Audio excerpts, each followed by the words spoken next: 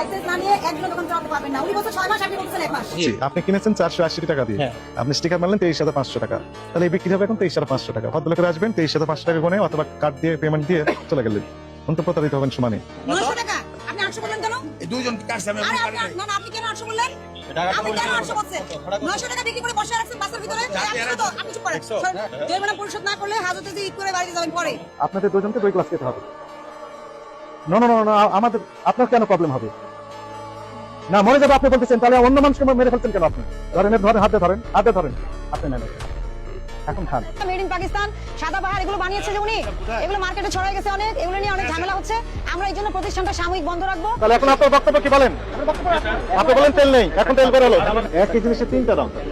এই যে দেখেন, এটা একটা কালার, নিচে আছে লাল, থামেন, এই যে লাল একটা কালার, আর নিচে আছে, সরি আমাকে এগুলো করতেই হলো, উপায় নাই, এই যে আরেকটা কালার।